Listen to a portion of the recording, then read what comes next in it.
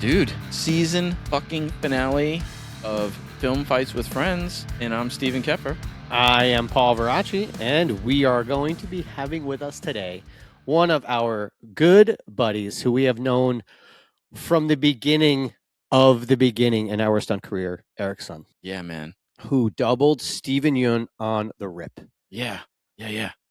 And I'm just so excited. First of all, the Rip just came out a couple of weeks ago, so it's really nice to get someone on the show and talk about something like hot and fresh. So this is definitely, I'm excited about this. It's really cool. And this is the second time doubling Steven Yeun. He doubled him on Beef. And we get into some really good conversations about sort of his trajectory over the last 10 years and how his perspectives has changed and, you know.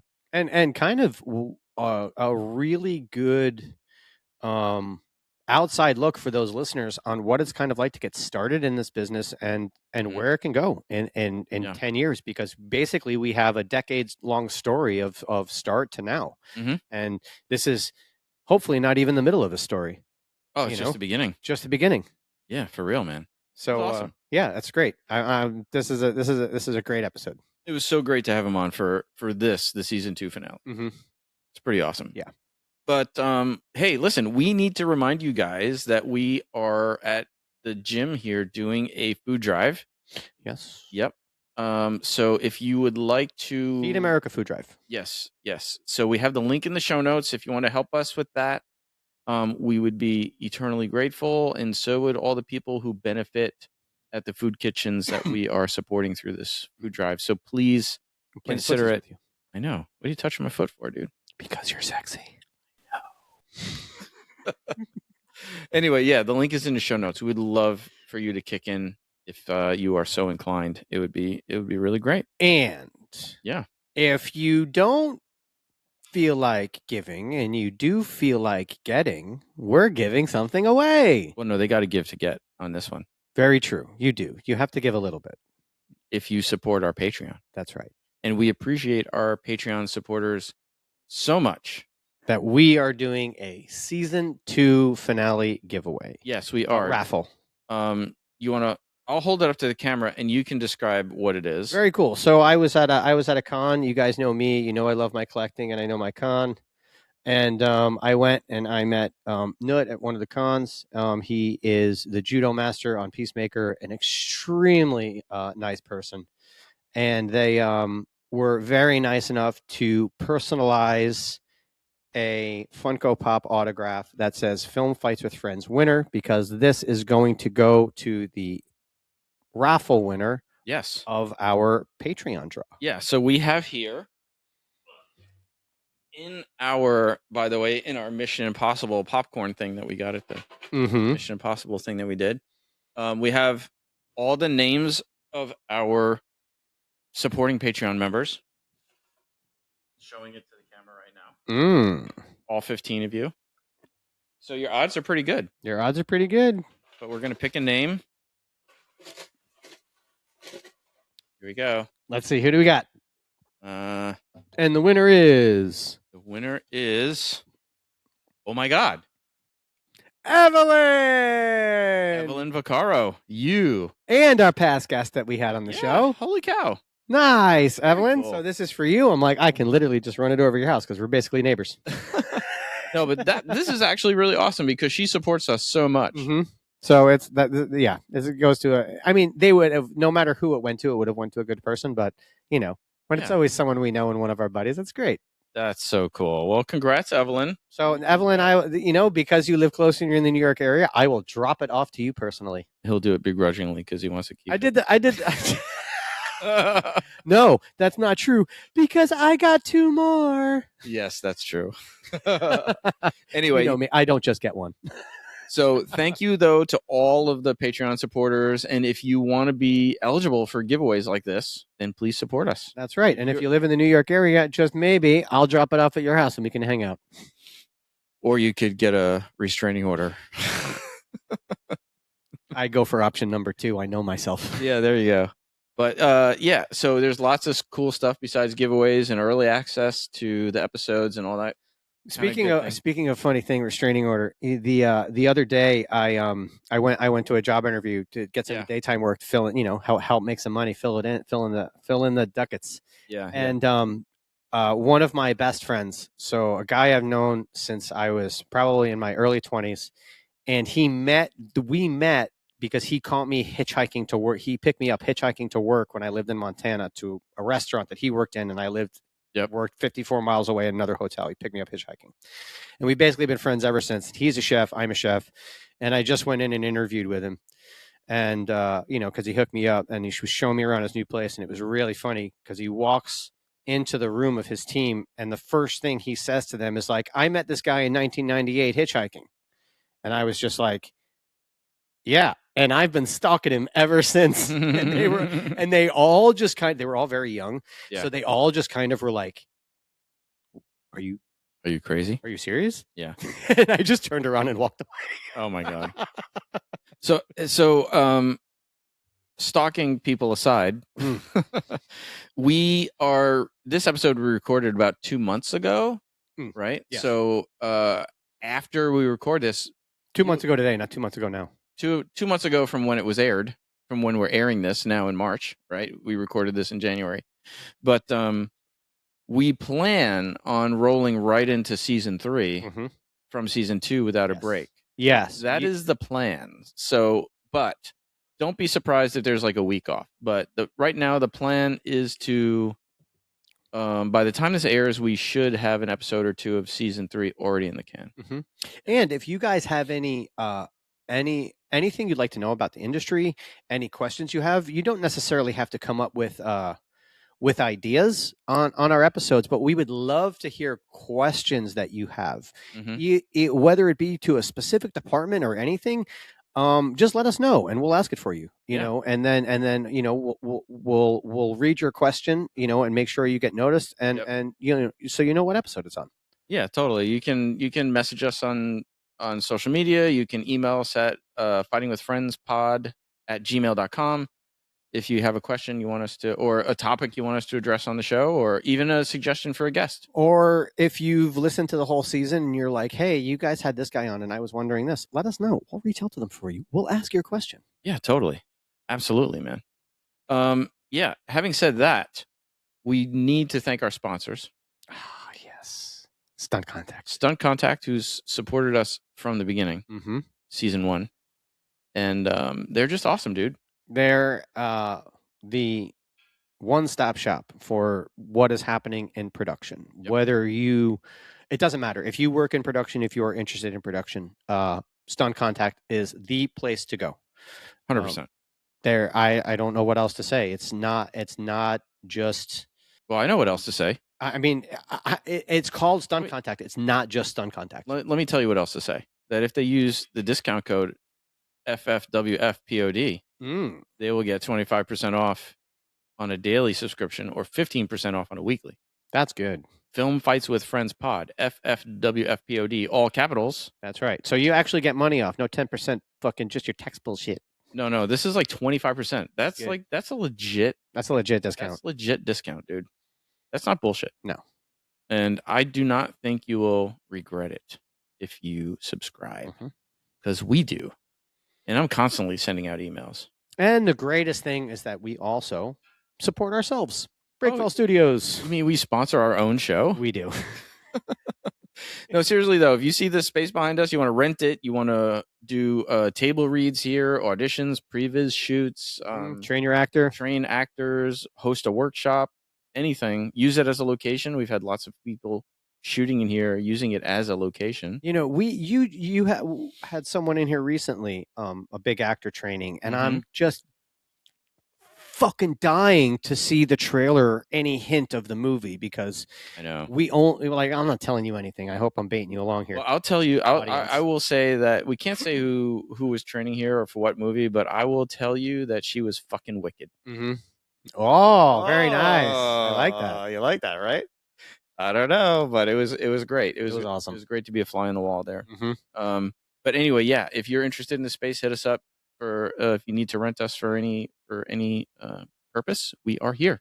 And if you can't do any of those things and you can't support us on Patreon, one thing you can do is you can join our mailing list. Yes. It is absolutely free, and you will be in the know with all things Film Fights with Friends coming up. Yeah. It's fightingwithfriendspod@gmail.com. If you would give us a review on any of the places where you listen to us, Apple, like, join, follow, Amazon, IMDb, we really appreciate your reviews. It helps us get up on the algorithms it helps us become one of those referred or recommended shows. Like, like if you're watching another podcast or listening to another podcast and right underneath it says, hey, if you like this one, you might like that one.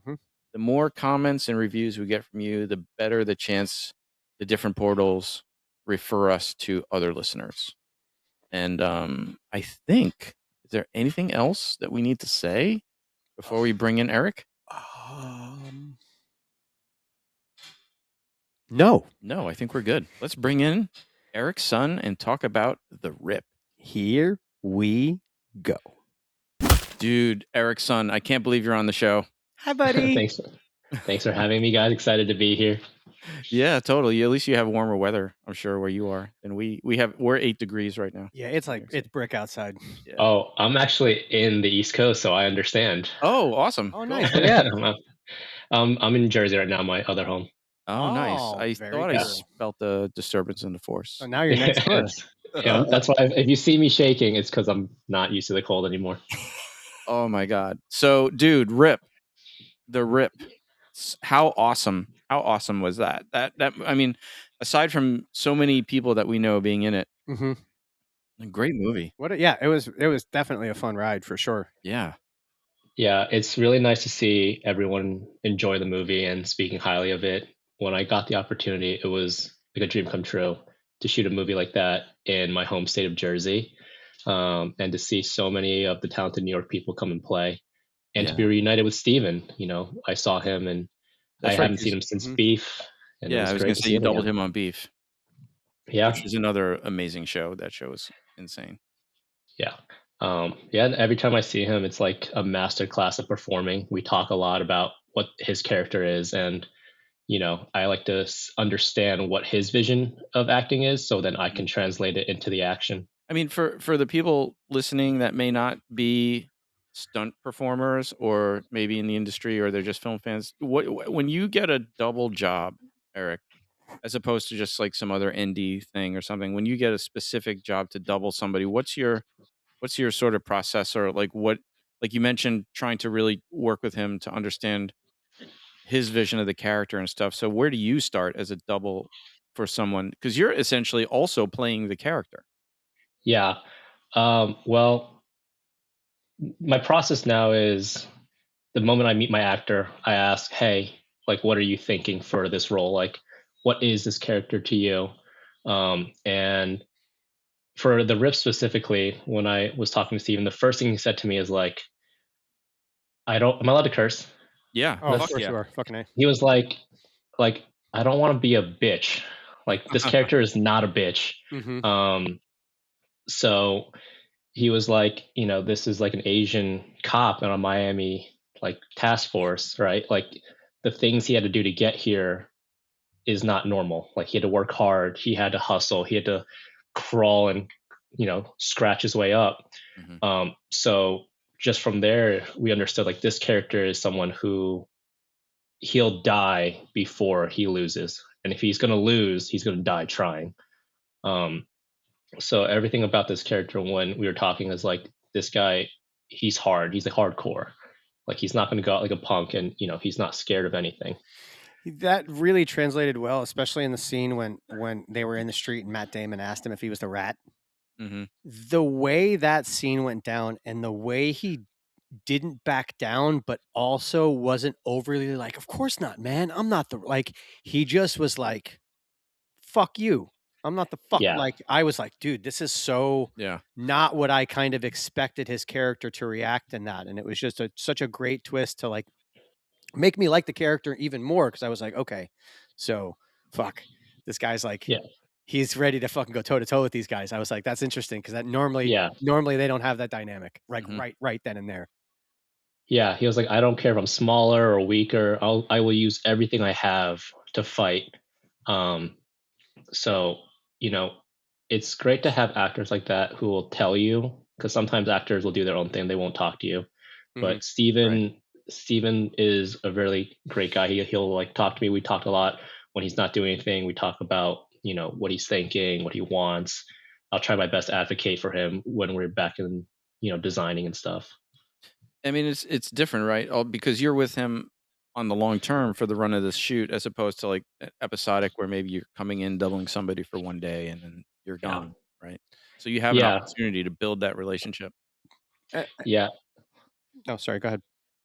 Oh, and I was just lucky. I worked with him on Beef, so he already knew me. We had somewhat of that relationship in Beef, and I saw how he worked. So, and I was the only double on this movie that did both New Jersey and LA unit, so I got to be with him the entire movie. Yeah, I noticed looking through the credits that a lot of the other actors had multiple doubles. Yeah. I mean, I think right,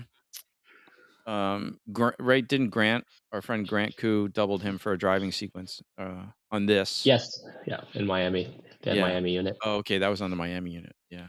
So also, going a little more, I guess, in depth question on Steve's question is, when you take on doubling an actor, do you look at it, and of course we know this, I'm just asking more for the audience, is it your job to make him look awesome, or is it your job to look like the actor when you're doing a stunt scene and when you're doing a sequence? How do you go? What do you look for? I always believe that it's my job to be the actor. I'm essentially his shadow, so everything he does, I have to do, right? If he moves one way, I can't move the way I want to move. Even though sometimes I'm like, oh, well, I would do this. It's like, no, if he's moving like this, like for the most part, I have to copy exactly what he does. Sometimes I even memorize the sides just in case, they don't want to do when they're not in his coverage to partner up. Actually, Aaron Armstrong. I've been in a few situations where I had to deliver the lines, Yeah. Yeah. There was one day Aaron Armstrong, Ben's double on the movie. He was in the honey wagons memorizing the sides like all day, because they're like, when Ben leaves, you're going in and you're standing in for him. Yeah, that happened to me on a show. I won't say who, but there was an actor who I was doubling on one of the procedurals here in New York, and he was very late to set, and they were just like, "All right, Steve, you're doing it." I was like, "Okay." Yeah, it happens. And then what was funny is that, unlike normal, right? Like, because like, again, he's the bad guy of the week or whatever. And so there's no established movement and patterns, like you said. Like, I actually established the movements. So when he finally showed up to set, he had to learn how I did it. It was the opposite of me having to learn how he did it, because he was so late that I started the scenes without him, and then so he had to copy what I did, which is pretty crazy to be on the flip side. I'll say one scene where I will, because I know it was you, was when you were walking on the ledge in Debs, and and you walked just like Zach did. Well, that was, you walked just like he did. Well, that was similar to Eric's experience, because I had doubled Zach on other productions. I trained with him. I trained him for it, so we knew each other's. I knew his movements very, very well. And you're old as fuck. Well, that goes with it. Some of that was just natural old man walking.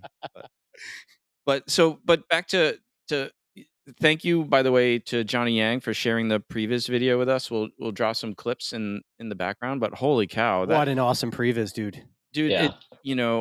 But it ties into what we're talking about, and bringing the character into that fight. So how much, tell us that process, like how much Steven was involved in that, or when he became involved in that, and like you said, like trying to keep it within his skill set and what he is doing with this character.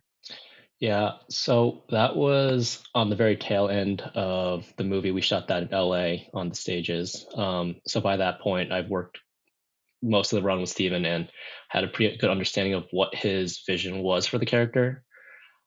The hard part actually for that fight was we couldn't make it look like we knew how to fight. It couldn't be clean. Joe was very adamant about like it has to be messy, it has to be gritty. He didn't like a lot of That's punches. Joe Carnahan. For those listening, that's Joe Carnahan, the writer director. Yeah. So we couldn't be technical in any aspect, and it was interesting because I was like, oh, you know, I have a grappling background. I was like, a lot of it was like on the ground for me, and I was like, there's so much wrestling and it was jiu-jitsu. very technically untechnical. Yeah, if that makes sense. Like you guys did a great job of I mean, it was gritty, brutal. I Yeah, loved it. When you I saw the did previs, I was like, oh my God, this is right up our alley. yeah, Yeah. like it was so good, and the moves were crisp. They were sharp, like, and to sell both, Yeah. is not easy to do, and you guys Yeah. sold both. And it no insult to anybody else in the movie, but it was not a Jason Bourne fight. No, not at all. Yeah, it was. I was actually lucky. It didn't have those theater beats. Yeah. Yeah, it was great. So Keith Willard, the coordinator, and Johnny, they pulled a lot of references from like street fights and like, you know, like those TMZ like YouTube clips. They spent a lot of time and effort researching what people do when they're just fucking brawling it out on the streets with no training. And so we pulled a lot of references from that. And I was lucky. I had 2 days to practice this fight. Jerry Quill, really great martial artist and stunt guy, he was the original fighter in the previs. And then Dan Mast, Matt Damon's double, came in and had 1 day to figure it out with me. So I had 2 days of practice of like figuring out the moves and how to like make it messy and hide technique within, you know, the messiness. But Dan came in, he's also a really tough guy. So, you know, after that first day, we kind of got a feel for each other, and there were improv moments where we kind of just laid on each other and knew that the other person could handle it, which helped a lot. Yeah, it was great. And then, you know, for those of you out there, I mean, you'll get clips of, you won't see the whole previs. We'll drop in clips, but when you watch the whole thing unto itself, and I had mentioned this to you after you sent it, I was like, wow, this is better than the fight in the movie, only because it's not chopped up. Like in the movie, they're cutting back and forth between the two fights. You get a nice seamless fight, which is great because they were showing the parallels, right? But wow, when you watch the whole thing as one fight, it was just beautiful. It was just so beautiful. Yeah. So that's how it is sometimes, right? Yeah, for sure. Cut. Also, you know, you've worked a lot of things. We've worked a lot of stuff, and you know, you work with a lot of actors. But, you know, you're working with Ben Affleck, Matt Damon, you know, doing fights in close quarters places. Was there just a place at any time when you were just like, shit? Yeah, I mean, these guys are movie stars. I grew up watching all their stuff. But they're not, but they're like, there's movie, like we've worked with stars, you know, and Jeffrey on The Walking Dead or whatever. But then there's like the fucking elite. Yeah. And I'm not trying to bash anybody else, but Matt Damon and Ben Affleck are fucking Hollywood elite. Yeah. Like that's, you know, that's got to be. Well, that's how I felt when I got the first job on Wick, and I got the first work with Keanu. I was like, oh my God, this guy, I grew up watching this guy. Yeah, no, this cast was stacked. We had Kyle Chandler, we had Ben, Matt, Teyana, who just won Golden Globes. You know, we had everyone. Scott Adkins. Scott Adkins. Yeah, Scott Adkins. Was so nice. Yeah, Scott Adkins was, I mean, it's a shame he didn't get the fight, but no, actually, you know, it's funny you say that. A little scuffle. He had the brother fight, but I mean, hopefully we're not giving too many spoilers away, but it's like he Oh, and Steven Yeun, by the way, had the greatest fucking line in the whole movie, which was when he was making fun of him, and he's like, "You're a bully." Yeah. So good. But I actually like that. This is sort of a tangent, but I really like that Scott Adkins is getting out there more like less as Boyka. Yeah, less. You know, let's just say it, less like B movie action fodder, but like into like legit acting roles that don't depend on his fighting ability at all. You know what I mean? Yeah, he was pretty psyched about that, but super nice cast, everyone. When we first started in the garage for stunts, you know, Ben, Matt came in. I think all the stunt people just like took a step back and like we're looking down, like we don't want to bother these people. And Matt just goes up to each and one of us and says hello. I was like, I never want to wash his hand again. You know, it was starstruck, but it was such a great cast to work with.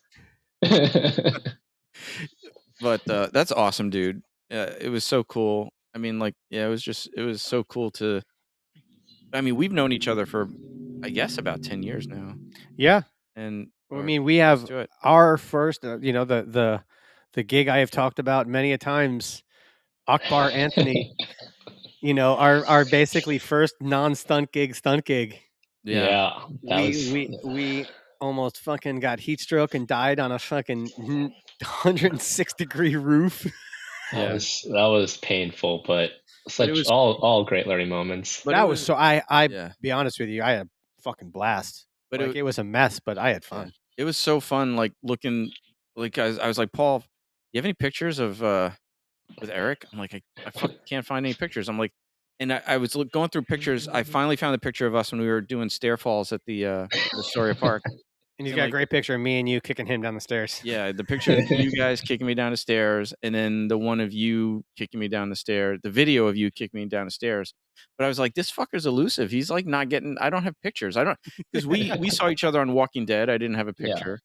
Yeah. And then we worked on that movie that never came out together. I was looking through all my photos, like, where's Waldo?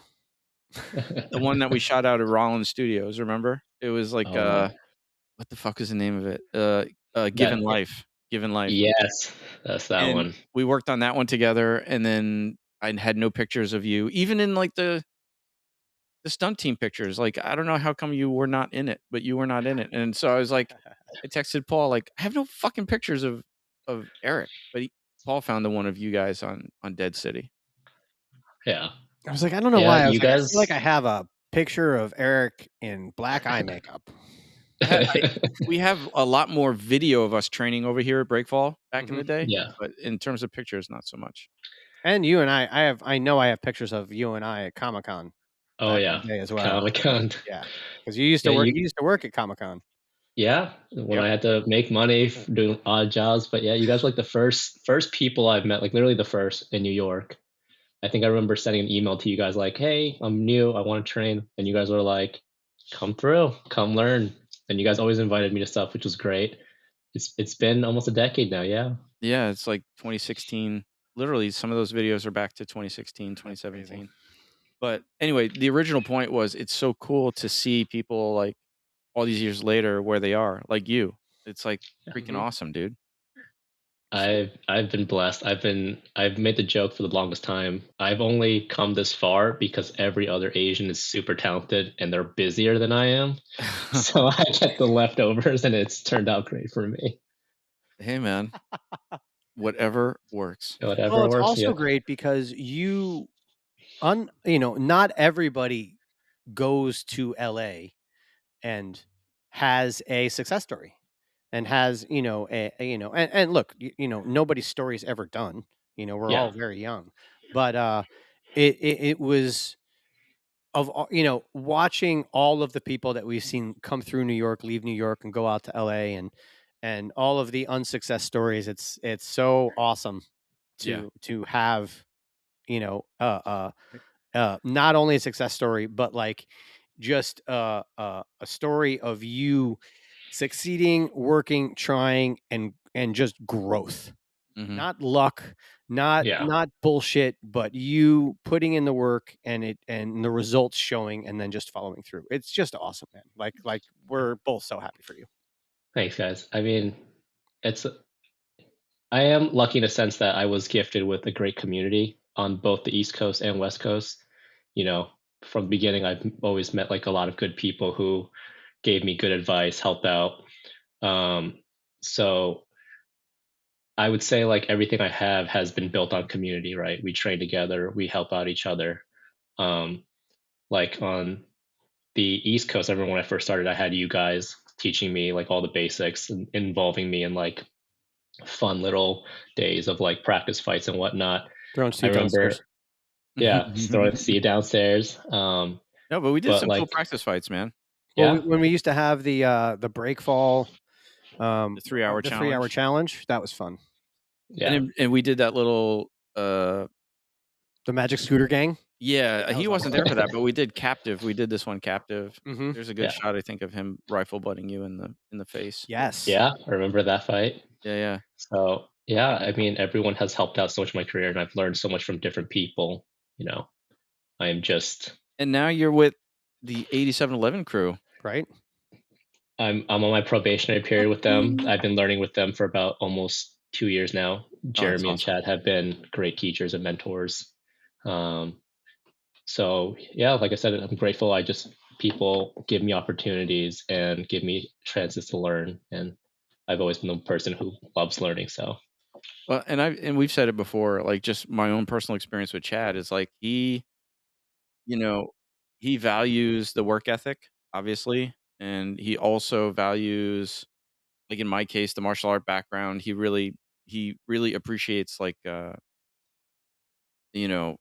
like all that kind of stuff. Like he's no bullshit. So and we've said it before. I hear people bitching about XYZ and this. I'm like, this dude is like top level and still teaching. Mm-hmm. yeah, He makes time for it. People can feel however they feel about him as a person or a personality or whatever, but for me and many people I know, like he was definitely inspirational and a big part of where I am now, for sure.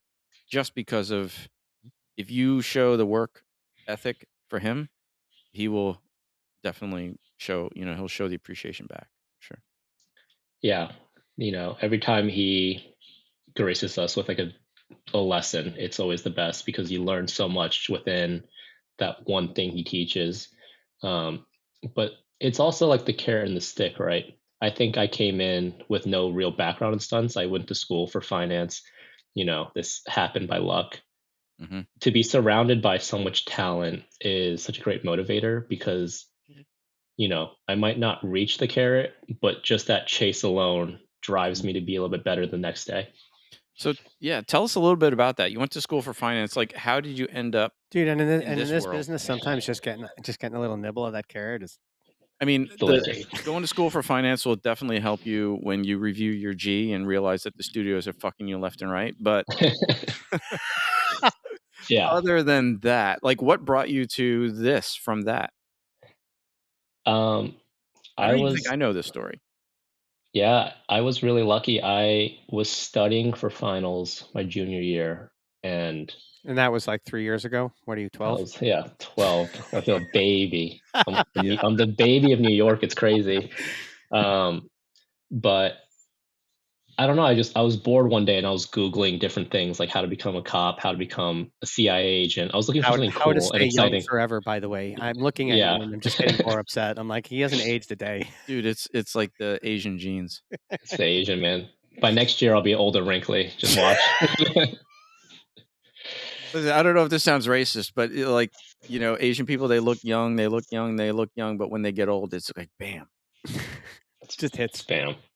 Yeah. Like, whereas me, I've just been gradually getting older. Like, if you put a time lapse, as long as I fucking known you. If you put a time lapse on my bathroom mirror, it would be disgusting. It'd be like the scene at the end of Raiders of the Lost Ark when the fucking he just ages and dies. Yo, I'm telling you, we got a picture of Steve on the wall from his fighting years at 155. If you just crop that from the shoulders up, he looks exactly the fucking same. Without the turkey neck. Dude, he looks exactly. You haven't changed that much either, guys. You guys have been the exact same too. Thanks, man. But anyway, so you're Googling how to get into this, how to get into that. You gave up. You decided prostitution wasn't your thing, but stunts was. Yeah, but stunts was. I found I happened upon an article by. That's sad because if I pay for it, man. Hey, man, if OnlyFans existed during my time, I probably would have had a different career path. Yeah, Manny Severio had a website back then. I don't know if it's still up, but he has something called How to Become a Stuntman. Stunts, right? Yeah. And it was intriguing. I saw it and I was like, oh, this is really cool. And I was like, what is a stuntman? And I don't know. I was like, I have nothing to lose. And so I dropped out of college and I did a live show in Maryland. A couple of New York stunt people. You had nothing to lose, but you immediately lost something. Yeah. Lost. What was that? What live show did you do? Six Flags or what? The Six Flags live show. Yeah. I did that. That's where I got some experience, and then yeah, I came back to New York, met you guys, and then the rest is history. Wow, so we've really been there from the very beginning. That's you guys amazing, dude. You were literally the first people I met after I quit Six Flags. But we were sort of at the beginning too. I mean, I only got into sure. SAG in 2016. We were all just starting. Yeah. We all been traveling together. Right? I was telling Paul, like, looking for the pictures. It was great to look back at all those old pictures and see who's come through the doors. Mm-hmm. You know, like what you were saying, like people that ended up not working in the business. So many people that ended up just going nowhere. Yeah, I mean, maybe like maybe through no fault of their own, but it's just, and then the ones who did, you know, like like when we worked on Akbar Anthony, I'll never forget the day. Remember when how many BG guys did they have for that scene? Like 20? So many BG guys, and they wanted to do this whole thing, and then like they were all nodding, and then I just looked at all of them, and I'm like, okay, guys. I was like, I'm just gonna say this once. I'm like, if you guys get hurt, I'm like, they're not covering you. I was like, you're going to the hospital. I was like, if you can't I forgot what it was I said, but I'm like, if you can't just get up right now and fall on your back and not hit your head without thinking about it whatsoever, I was like, don't say yes to them. Mm-hmm. I was like, you're going to get hurt. Yeah. And then out of the 20, we were left with what? 5 of us? 5 after that? I think less and less people showed up to each day. Like 15 guys just put their hands down. We're like, okay, I can't do anything you just said. And it's great. Like all you guys just getting recycled. It was so much fun. Yeah. And then you had that little fall gag onto like beds they wanted you to do. Oh my God, the 2 mattresses. Yep. Yeah. I tell that story to a lot of people. I was like, dude, Indian movies, crazy. Here's a funny story that you don't know, but Paul definitely knows this. I worked on a movie like 2 years ago on this short film, like a 45-minute. It was a 45-minute one take. It's actually really pretty awesome experience. It never came out also, but the experience of planning it was good. And there was an Indian actor in it, and I was telling him about. Oh, that's right. And he knew. He was like, "Oh, that movie? That was like the worst movie ever." He's like, it ruined people's careers. He goes, "That movie ruined people's careers." And then he knew, because remember we did our funny little riff tracks on it. We did on that roof scene, and like, how many times do you see me get recycled? We did a Mystery Science Theater 2000 type thing, and I was laughing because they wouldn't put a mask on my face, and I was like, "It's my nose and my hair that are going to give me away, guys." I was like, cover that shit up. But like, he knew about that video. Oh my God, it was just so funny. So funny. It was so funny. I took my parents to see that. We found one theater in Hoboken that played the movie, and my parents were so. By the way, it's 3 hours long of absolute insane. Yeah. Nonsensical. It doesn't make any fucking sense. Like, the movie is pretty much hilarious. Yeah. Yeah. It was supposed to be like the next, like, Triple R. Well, to be fair, like, that actor also just showed up and was like, all right, we're doing this. Yeah. He didn't really rehearse with us ever. The guy who had people putting his shoes on. Yeah. Let's not forget that. He had people putting on his shoes and socks. So about as good as someone like that can be. You mean he had them putting them on him? Yes. Like dressing him? Yes. Oh my God, that's so funny. like those stories you hear of, like how like Deborah Messing on whatever that TV show she was, she had like someone who put her shoes on her. Right. This guy, I saw that.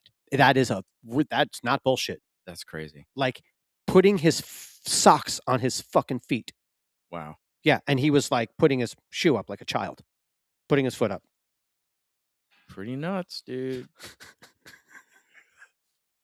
So, and then of course they had me double. And then of course they had me double the guy who was like 6 inches. Like, I have a picture next to the guy that I doubled. Oh yeah. And it's like he's like 6 inches taller than I am. It's hilarious. So, anyways, you are now all 10 years later, you know. Mm-hmm. I'm not gonna. But did the stunt coordinator ever call you? By the way, that's also the day that the stunt coordinator didn't show up. He didn't come to set ever. Yeah, never. And then we found out he was in LA. No, we've seen that guy soliciting for jobs here and there. He called me and asked me if I wanted to go to Dubai and be his assistant, and I said no. Oh, that's great. I've still never met this guy. Yeah, I've never met him. I met him because he came to Breakfall once. Remember? He came to train here once. This is before that movie, and then a few times here and there he sends out. He'll put up a post in some of the stunt groups or whatever, like looking for this or that, and we'll see people replying, and we just private message him like, dude, stay away from that guy. We're not going to say his name, but if you do the math, you can figure it out. Yeah, totally. But anyway, so what's the feedback for you been like on the rip from just the community and just people seeing the movie and knowing that you're Steven Yeun's double? Very positive. I'm very grateful for all the kindness and support I've received from people. But they also have that bonus for the crew, which is really cool. So I think I was going to say, did you guys make it? Because I didn't know if it just went by like per household, but I'm not joking. I made sure that my entire weekend when I was cooking, when I was doing everything for my family, I had the fucking rip on repeat, dude. I just watched it over and over and over and over again because I was like, fuck that, man. I'm helping any way I can. I was like, if this helps, I was like, more watches, more views. So just a precursor, you're not speaking for anybody other than yourself, but what is the deal with that bonus? Because I was like, okay, so you already get residuals XYZ. So is this, you get stuff on top of that, or is this more for the crew and the people who don't usually get stuff on the back end? I believe this is for everyone. This is my first, I only heard about this too once they started promoting the movie and they had that article. But from what I've understood from other people, they've tried this in the past on another project. I don't think that project hit what they needed for that, but artist equities, they were created for the crew and the cast and to be better for the performers on the below the line. So I think they tried this again with Netflix, which is why they partner with them. And I believe it's 90 days. So we're now on the third week. So we still have a bit to go to see how it goes. But they hit, I think, 80 million views in 2 weeks. So they're doing good. I feel like it feels you were number one for 2 weeks in a row, which is pretty huge. Yeah. I mean, it's like, I don't know. I mean, obviously I don't know. I didn't read anything or I haven't read the agreement or anything, but it sounded like the streaming bonus that we negotiated, for the first 90 days of streamers, where the SAG-AFTRA folks will get a bonus if it's in that, whatever that top number is, I forget what it is, like whatever percentage of views for the first 90 days. If you hit that level, we get the bonus. Yeah. Well, I think that's also what was something like that was negotiated in the video game contract. That I know that in the game, and I believe you and I have worked on this one, right? I haven't done any video games. Have I seen you down at the studio? No, not for video games. Oh, okay. So, but yeah, basically, we get a big chunk on the back end after the game is done. Yeah. But I no residuals from the game, which oh. I mean, I feel you though, Eric, because I was Jonathan Banks's double on The Beast in Me and Netflix. So like every fucking day, I'm like, "Are you still in the top 10? Are you still in the top 10? Are you still in the top 10?" Because I want to make that 90-day, that 90-day bonus. Yeah. So I mean, we'll see. They haven't given up too much details beyond that this is a thing. So Do you know what the numbers are that you have to reach? They do not. Was not shared. I doubt that Netflix would even share that, because it would be like, then everybody would just be going for it. Yeah. I think the only people who know are Netflix and Artist Equity. Yeah. It's still great that they did that though. Yeah. I mean, we get stuff on the back end anyway, but it's really great that it applies to the crew. Yeah. And this crew is great. They work hard. The revolutionary part. For sure. And they deserve it, because nothing without them. Oh, absolutely. Nothing. Zero, zip, zilch, nada, nothing. No, it's kind of bullshit, right? You have guys like me with a bunch of fucking ideas.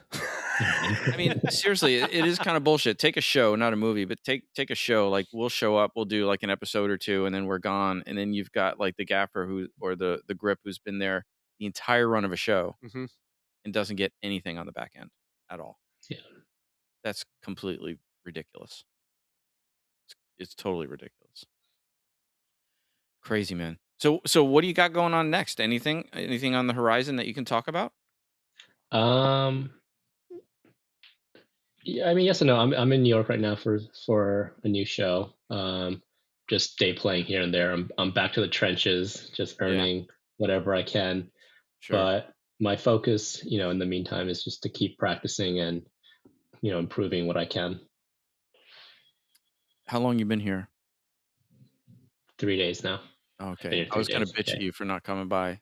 But So 3 days, I guess we could let you slide. Yeah. So as you start, when you started, obviously everything was your training and everything was geared towards stunts. And as you start getting more screen time, you start working with actors more, you start doubling more, you start having more things to do. Are you starting to branch your training out into acting, or are you just sticking with the physical stuff? Just to follow up on that question, part B, that it kind of ties into it because because you and I are like this. Right, it happens. I was thinking about how your training has evolved over the years, right? From the beginning, like what you thought was important to now what you think is important. Because when you say you keep training, I'm curious what that means now as opposed to what it meant, like, say, 5 years ago or 10 years ago. Yeah. Well, when it comes to, because doubling, I think, has been the most of my career. I don't think I'll ever pivot to acting, but I think I've been lucky that I've worked with some very talented Asian actors, and just shadowing them is like a masterclass of acting on its own. Like when I was with Steven, watching him act and seeing how he does his scenes was like its own acting class on Rip. Our conversations was like its own acting class. I had like an acting coach. But as far as my current training, it's still kind of the same. It's more structured. When I was younger, I kind of just try to grab onto every little thing that I could. Now that, as I know I'm still the baby over here, but I am getting older, so it's more about like keeping my body healthy. I don't train recs as much, but I definitely try to focus more like specialty skills. Like I've been practicing a lot of swords. Yeah. I've been practicing more on learning different types of weapons and martial arts, and a lot of shooting now. I've been watching a lot of different projects, seeing different ways people shoot, and studying the Koreans, the Japanese, So it feels like I'm back in college, where now I left the physical stuff and I'm back to the technical and the knowledge, and just growing my library in a sense. Yeah, I feel you. Have you it's so funny you mentioned like Asian shooting styles or whatever, but I don't know what they use, but back in the day their police used to use a P89, which has the trigger release which has the mag release, I'm sorry, on the trigger guard. I'm just laughing because I know he's talking about shooting film, and your fucking brain automatically goes to guns. Yeah. Sorry. No. But because you were talking about shooting, so yeah, I immediately thought about guns, and I was like, well, I got to get this question out because you're like Asian shooting styles. But so yeah, you're talking shooting like film. Yeah. Right. Film. Yeah. So I was immediately thinking like training in guns. Yeah. That's where my brain goes. You're such a gun nerd, man. I can't help it. You said that question, I was like, no, shooting. No, not shooting, you idiot. But dude, I can relate. Like even when I was going back to find old videos of us training together, and I was like, I'm not going down concrete stairs for free anymore. Oh my Lord, the shit that we used to do training wise, I was like, I'll never do that shit again. Been like, hey, you want to have a stair fall day? No. Not anymore. I will shoot it, but I won't do the fall. Fuck that. Like now it's like you got to pay me. Yep. Like and like people will send me all these videos on Instagram of like these aspiring stunt people doing like tricking and landing on a fucking concrete wall or some crazy shit. And I'm just like, yeah, no more. Yeah. I remember when we did the you weren't there for this one, Eric, but when we did the Magic Scooter Gang, and I did the back 3/4 on the stairs. Oh yeah. Like I would never do that again. No, for free. No fucking. And I went down all those stairs. Yeah, you went down at the end of that. Yeah. I was like, no, never again. I was like, oh, I could do a back 3/4 running up the stairs, and then do a back 3/4 on the stairs. Have to take an uppercut. Yeah, I was just like, at a certain point, you're like, okay, now I know I can do that. Like I'm almost 60. I'm not doing that shit no more. But I do feel you regarding shifting the training to being more technically oriented, like to expand that toolbox, Yeah. Well, when you first start and you're young, I think the role is to be a good soldier and, just do what you're told and try to help out however you can. Now I'm finding that people have questions. So I think as someone who's more experienced now, it's also like my job to help out people on set, like the younger kids, with whatever advice. And I can only give them advice if I understand what I'm talking about, right? Sure. So it's not just about being able to do things, it's about understanding why we do things or how we do it and how to make it safe or like what will help them in their, in their gag. Well, it's also like when we do the stair falls and we train or whatever, there are certain things that like once you kind of learn how to do, there's really no other way to do it. Stair falls, there's kind of a right way and then the way you get hurt. It's very, just like car hits. There's a way to get hit by cars, and then there's a way to fucking just get hit by a car and get hurt. Right. Yeah. So I feel like there, like we were saying, we'll never train that again, but also kind of don't need to. When you're like, okay, we know how to fall. Now we just have to figure out how we fall downstairs. And be like, oh, this is how we fall downstairs. Yeah. And then there are other things, like when you train for fighting, when you train for where you have to keep that going all the time. Because if your basics go away, then you're done. Yeah. Yeah. But basics to stair, you can't do your basic stair falls every week. So you're focusing on, so with your focus on shooting, I'm assuming that comes along with editing. Yes, I think I enjoy editing more than I enjoy shooting. I find myself better on the post side than when you say editing, you mean the spacing between your shots or well, just he's just trying to come up with a gun metaphor for editing. But I can relate. I enjoy the cave, the editing cave, where you go down that rabbit hole and just get lost in frame fucking things and seeing exactly how well you can cut it. When you're shooting, right? Do you ever have a vision of how you see the scene in your head, and then you kind of get stuck in the way you want to shoot it, and you forget about all your other shots? No, I think for me, it's I have a vision, and I'm just not good enough to execute that vision on camera. Right. Sometimes I get really ambitious just because of who I've learned from, and I'm like, I want to shoot this way, and then I'm like, well, I'm just not good at X, Y, and Z yet to execute it the way I want. So right now, I've been focusing on figuring out what works for me on camera, what I like. But I always like going in with a vision of like how I imagine the scene plays out, and it's just a matter of seeing if I can actually do it with camera. Have you done you should do some shot for shot remakes, man. I've been told to do shot for shot remakes. I want to do that at some point. Right now at the gym, there's a few of us who have agreed to do like a round robin style shooting. So I shot before I left for New York, and hopefully when we get back, someone else will shoot, and then I'll perform, and then we'll just go back and forth, and we'll just keep making stuff and keep growing. Do that. Like somebody shoots one week, you rotate the shooting, editing, and performing roles, and everybody can. So when you approach a scene, do you have do you kind of roll into every scene the same way, or is it like been like, hey, they're not moving, they're sitting at a table, they're talking, and then you have an action? Do you go into each scene with a bit of a different mindset, or you kind of have like a ground, like a 1, 2, 3 that you always go through? I don't know if I have like something like that, but I always base my vision off music. Me too. So when I find a song that I really like one day, I'm probably listening to it like 100 times a day while I'm driving.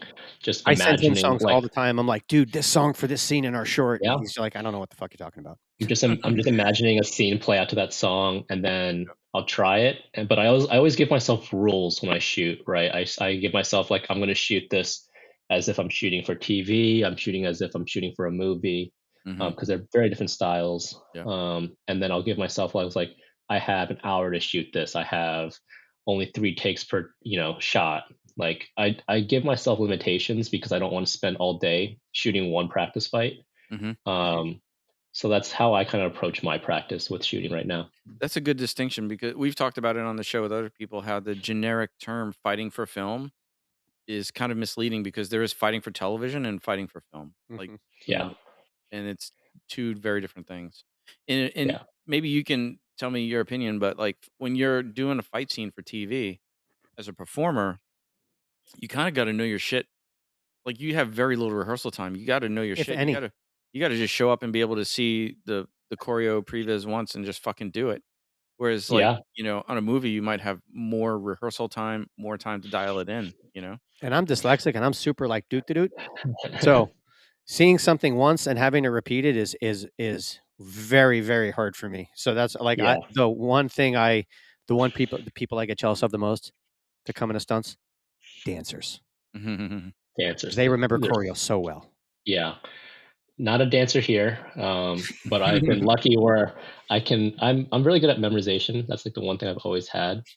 But yeah, you're right. With TV, you're lucky if you get a rehearsal. If it's not like a stunt intensive show, like a procedural, you'll get like you come in, you come up with something. You're like, well, we have an hour to shoot this. It just might be a pre-call that day. You're just gonna come in early, work it out, and then get ready to go. I mean, sorry, go ahead. No, like I just did a fight for 911 back in LA with a stunt girl, Zanette. We had only 2 takes to shoot the fight in a oneer. And, they were like, all right, you guys rehearsed? Good. All right, let's go do it. And we're like, here we go. After the first one, they gave quick notes and then they're like back to it. And I remember Z was like, I don't remember. I think I'm blacking out. And I was like, dude, just start hitting me. If you forget shit, just hit me. Just do something. And we'll find our way back. Just don't stop. And it looked great. But yeah, they don't give you a lot of prep and they work fast, right? TV works fast because they have less time and, tighter schedules. My first time my only time, I cover coordinated on The Good Fight because it was a Krav Maga scene and it was in a classroom. It was like literally what I fucking do in life. But I had the sides and I had everything, to come up with this scene. And I had base the entire thing around them having their first kiss and training in the gym.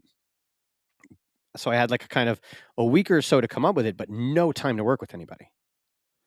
So then, you got to show up on the set and then, it's not only being like, okay, this is my vision of the fight. You have to have your contingencies for the actor and the actress can't do this and and they can't do this and they don't feel comfortable doing this. Okay.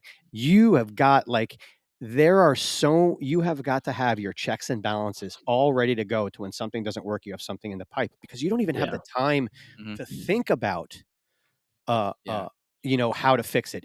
You have to have it. Especially in that case where you're working, where the actors are doing it and there are no stunt people doing it. So you really have no idea what they can do. And I was grateful at the time that I was also working every single day on set doing COVID stuff, but really, really in Video Village, learning how to shoot and learning all stuff from Tutman, working with behind Tut, who we had on the show.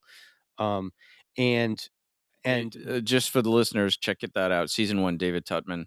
Great episode, guys. Amazing episode. So I'm watching how he shoots and I'm watching his terms and I'm learning things that you do and you don't do when you're trying to shoot a fight. And, the greatest thing was when the camera guy comes in and he goes, okay, what are you doing? He's like, where do I need to be? And I was like, well, and I like shot everything on the line on the 180 and I'm like, you don't have to move anywhere. I go, every time they move, they completely move around. So the camera's exactly where it needs to be.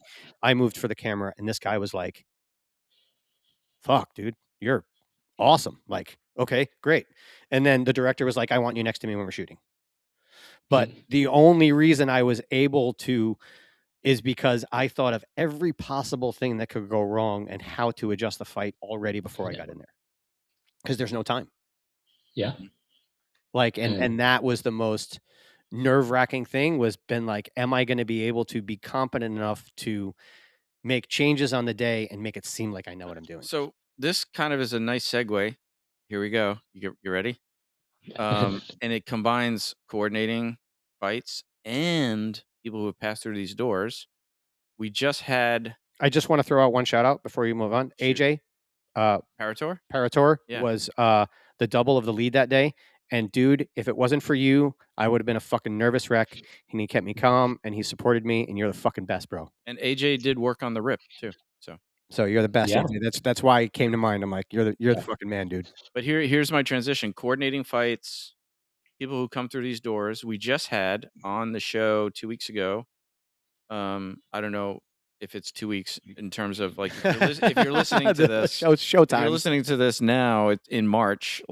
So we interviewed Garrett Schulte, who you coordinated on Elkhorn. Mhm. So Garrett, yes. yeah. So talk to us about that. Like, talk to us about stepping into the coordinator role for a minute. That it was interesting because Elkhorn was my first opportunity right after Beef. With all new shows and I think new coordinators, you don't have a lot of resources because you have to prove yourself that you deserve the resources. So I was lucky that I had very good friends who came out to help me. But Elkhorn was interesting because it's a period piece, right? Right. So for those listening, it's like young Theodore Roosevelt Western, and it's on Prime now, so you can check it out. Yeah, it's interesting because one, no doubles. All the actors killed it. They did everything themselves. There were very few instances where they allowed us to bring in a double because of budgets, but all the actors were great. They were ready to do their fights. And the hard part was trying to make cowboy style interesting, right? When you're doing like a show, at some point, just throwing a cross or a punch just gets boring, and you want to find different ways to make it different.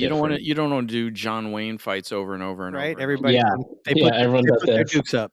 Yeah, and this was they were like they emphasized the historics rather than like the fantasy stuff. So we had to stay grounded in like I had to go back and I was like I watched like Davy Crockett. I watched all these like old cowboy westerns. I was like, how did they fight back then?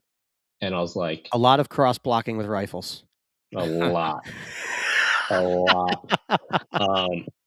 So it was interesting because that I did everything myself. I had designed the fights. I had to figure out the shots by myself. It's funny the period you're talking about in the time. I immediately went into, of course, Desperado, but the fight in the kind of in the opening in the corral.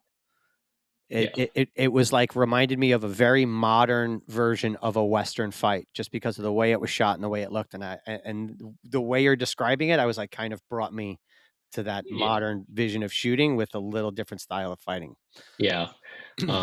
So it was a fun show to be a part of. I think season 2 just finished. Mm-hmm. But I learned a lot on that show for sure. And Garrett's great. I love Garrett. So what was Garrett's awesome. Did you see his movie? I saw a trailer. I haven't seen his movie yet. We had him on. We just interviewed him a couple weeks ago about that. So when you got this job, and your first coordinating gig, when you was it weird when you had your first question and you realized that you're the guy that you have to go to? Yeah, it hit me. I was like, "Oh, I'm in charge now." Fuck. Dude, that can be a frightening moment, man. Because when I coordinated my first feature and we wrapped literally days before the strike, and there were a couple of moments where I wished I had somebody above me. Mm-hmm. There were definitely a couple of moments where I was like, I wish I had somebody I could just be like, hey, but no, it's you. You have to make the call or the decision or whatever. I think what's scary the most is just talking with the other department heads when you start out. It's just asking. They're all judging you. Yeah, especially like everyone on that show, they were a lot older and they've been doing it for a while. Mm-hmm. So to go to like art and be like, hey, I need this. To go to like costumes, I was like, hey, we need this for the actors. It took a little bit for me to be like, okay, this is normal. Like I can just talk to them and tell them what I need. But I was scared because you're like, it's like the kid in school, right? You're like, I don't want to raise my hand. And how often was your phone blowing up? Because I remember when I started coordinating this movie, it's like, dude, like I'm out to dinner and I'm like speaking art department. Like we had to fabricate prop knives that were molded off of Scott Glenn's actual knives and like all this kind of stuff. And I need the hairlines of your doubles. Like, HMU is hitting you up. Everybody's hitting you up at any time. Like there was no convention, Yeah, I understand why some people say don't get into coordinating early, or wait as long as you can, because you lose a lot of your life. Like you're answering emails and texts at all times. Weekends aren't days off anymore. Weekends are for emergencies. Right. Yep. So I understand. Yeah, it's a lot. And even budgeting. I remember like budgeting for the film and just all that stuff is like learned on the job. It's like in adapting, looking at the one-liners every day. Like, oh, you cut that scene. You didn't tell me you cut that scene. Well, that's going to affect the budget. So now the budget is this, and it's not that. So I can shift some money from that you just cut, that you didn't tell me you just cut, over to this, which you didn't cut. Yeah. I mean, I was literally sending new budgets to the line producer like almost every day based on the one-liners I was getting every day. Budgeting actually is the one thing I don't mind. One, because the Asians are good at math. But this is where my finance this is where my finance education came in handy. So that was the one thing I didn't mind that much. That's cool. But it definitely is a lot when like you said. I was glad for that film because it wasn't a stunt heavy film.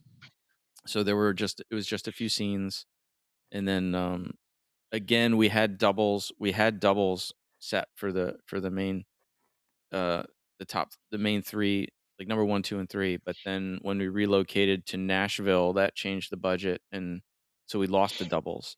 So we had to redesign the fights. We had to kind of dumb down all the fight scenes and the action sequences, so now the actors could do it themselves. Was there times when you were like, guys, this is a modern way of holding your hands? Like you have to hold your hands like a little bit differently. Like this is kind of now, no one's gonna do the, no one's gonna do the, the.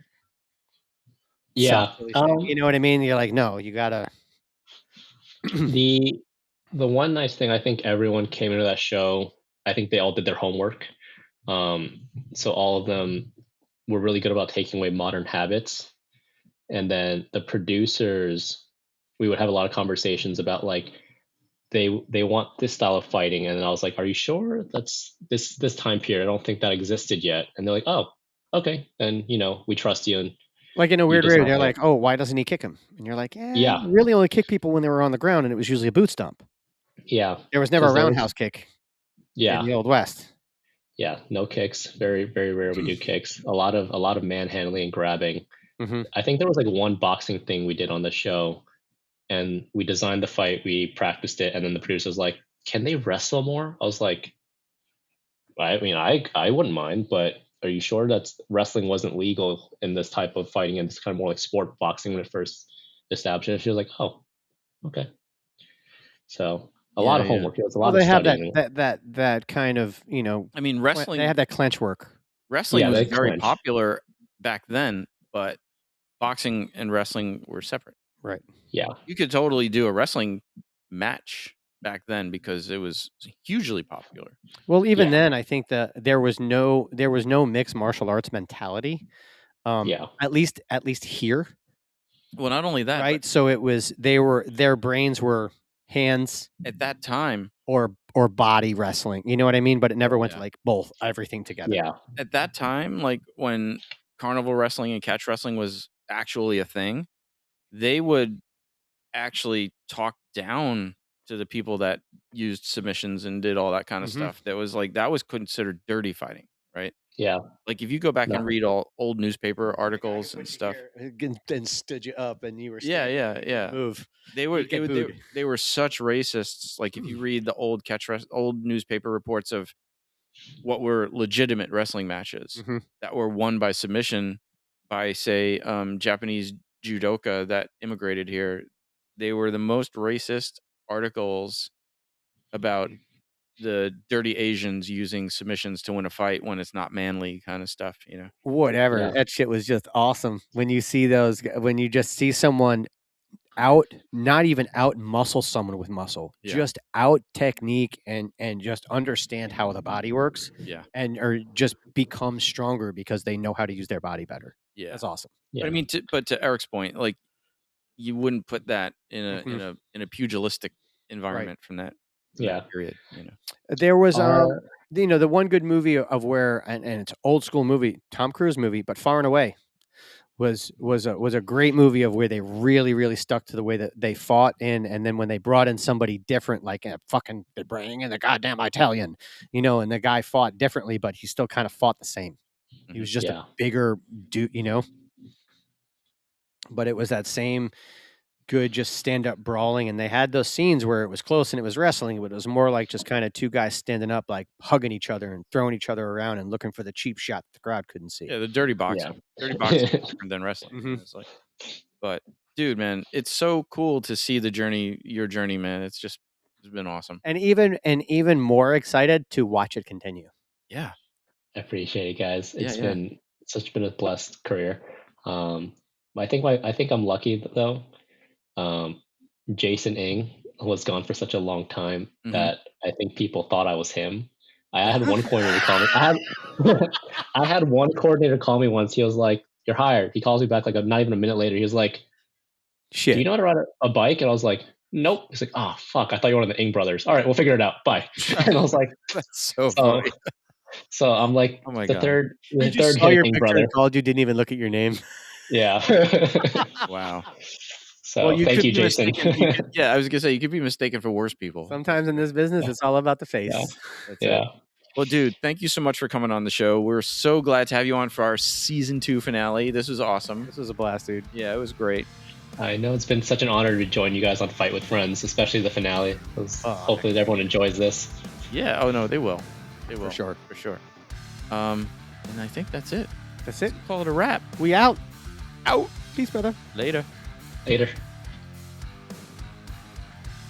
Film Fights with Friends is produced by Steven Koepfer, Paul Varacchi, Press Record Studios, and Breakfall Studios. This episode was engineered by Matthew Kaplowitz. This show is powered by our supporters at Patreon and is a registered trademark of Film Fights with Friends, LLC. Original theme by Ahrue Luster.